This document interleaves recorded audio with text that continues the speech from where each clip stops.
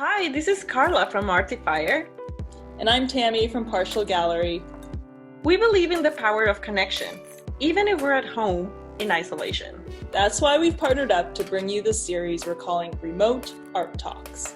We'll be featuring creatives from Toronto and around the world, and we're going to find out how they're keeping inspired these days. You can follow the project on Instagram using the hashtag Remote Art Talks. So let's begin. Today we have the pleasure of speaking with Toronto-based artist Shaheer Zazai, and I'm very happy to have him here. So welcome. Thank you for having me in quarantine.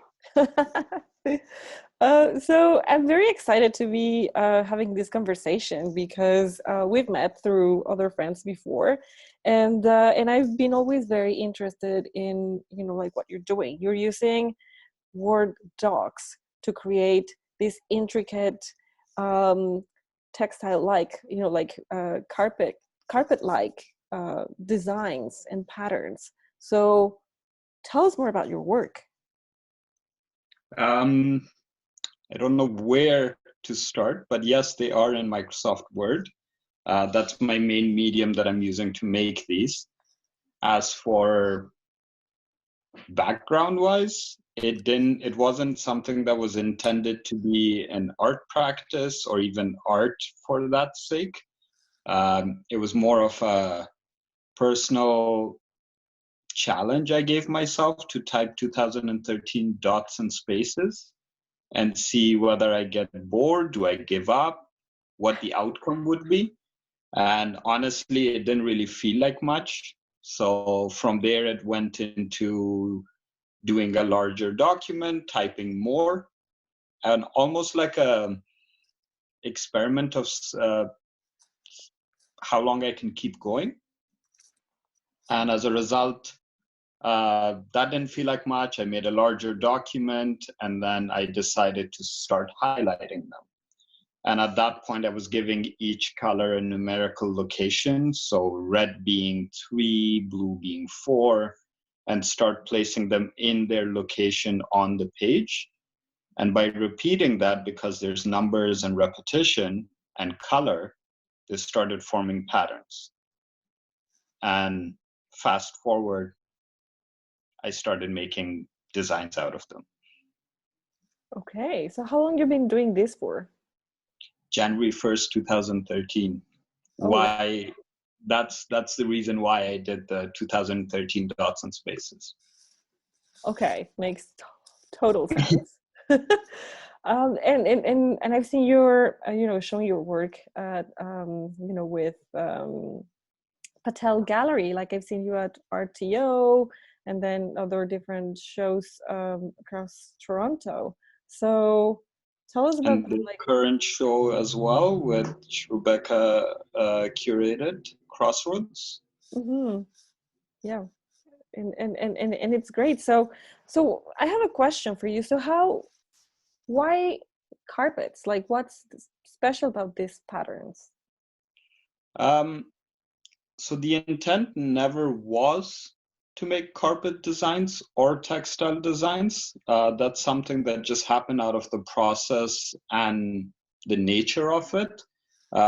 If you look at my process, it almost is like weaving or knotting. I would say more like knotting technique, because in the knotting technique, it's not per square inch, and that's how the pattern's formed. In my case, I'm using highlighted text per square inch.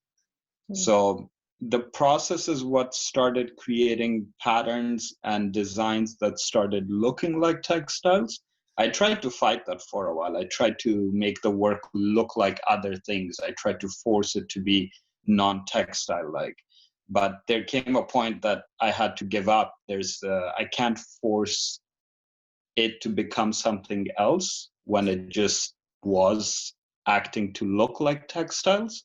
And at that point was when I decided that I will make first life-size carpet. I am from Afghanistan, and growing up, I've always had carpets around me. That's one of those things that have moved from house to house, country to country with us as a family.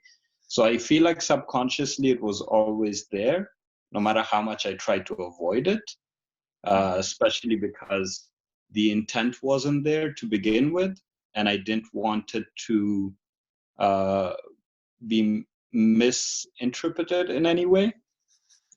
But eventually, when I gave in, was as a result of OCAD had a call for residency for their digital painting atelier.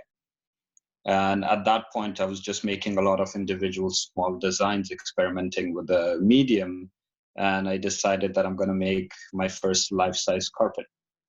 So for that residency, I did a 44 by 90 inch carpet, which took a week of typing and highlighting.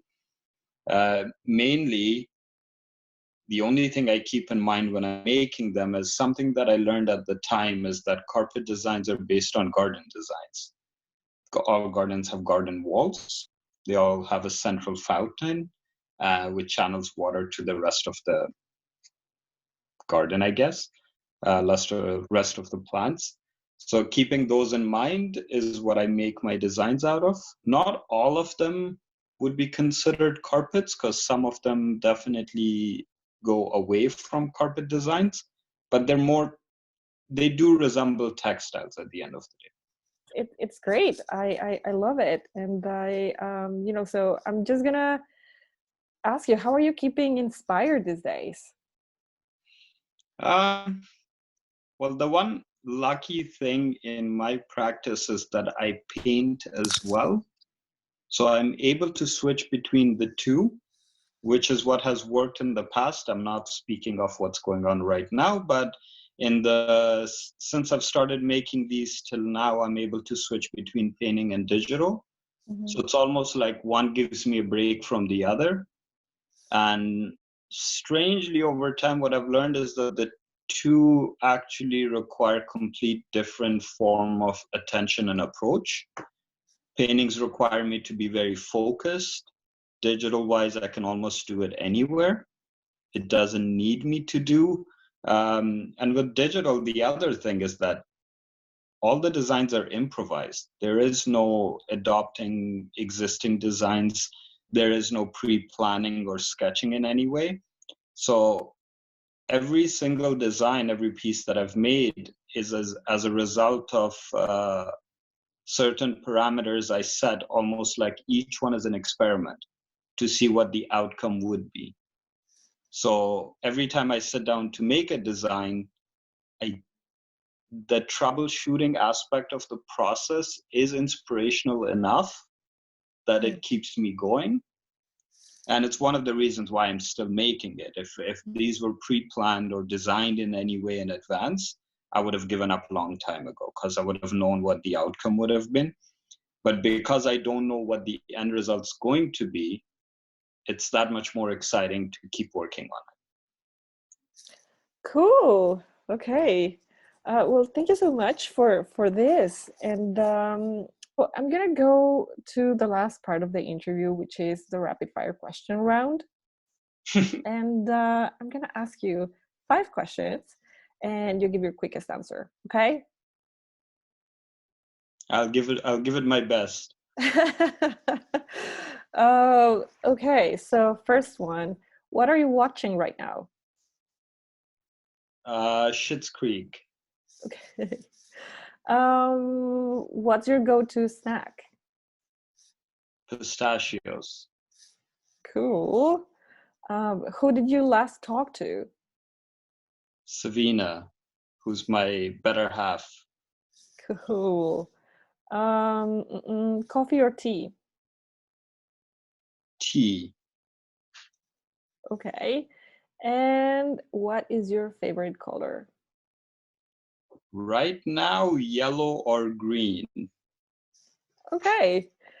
Cool. I like that answer. I feel like I've talked to a few, artists lately, and whenever I ask this question, I get the same answers. It's like, well, I love all colors, but right now, and then they like the color. So thank you so much. And I don't know, like if people are interested to know more about your work, how can they find you? What are you working on? You were telling me about some one-on-one talks as well that you're organizing. Yeah, so right now the whole quarantine situation actually resulted in having to cancel a few studio visits, which is where the idea came from. I mean, honestly, when quarantine wasn't around, my studio door was always open, and I've always been open to anyone wanting to visit. So in this case, I thought social media-wise, I mean, phone and WhatsApp is quite accessible. So I've kept myself open to anyone wanting to have a conversation. As for reaching me, Instagram is pretty accessible, which I'm sure you're able to put a link somewhere. Yeah. And website is pretty accessible. So if you want to see my work, my website is there. It has my paintings, digital and video work. And Instagram-wise, I think we're all on it quite frequently these days. Yes. Well, thank you so much, and stay safe, and I'll see you around. Sounds good. Thank you for having me. Thank you. Thanks for joining us. Bye-bye. Bye. Thanks for tuning in. Follow this project using the hashtag #RemoteArtTalks, and make sure to follow our guest artists on Instagram. Artifier is a Toronto-based platform created to help people discover how art can be fun. Go check out artifier.net or follow us on Instagram at artifiernet. For artist followers of Remote Art Talks, Partial Gallery is offering a discount on pro artist plans. Partial is a curated online directory of noteworthy independent artists. Go to partial.gallery, create a free profile, and use the code REMOTE to get a 10% discount on your pro plan.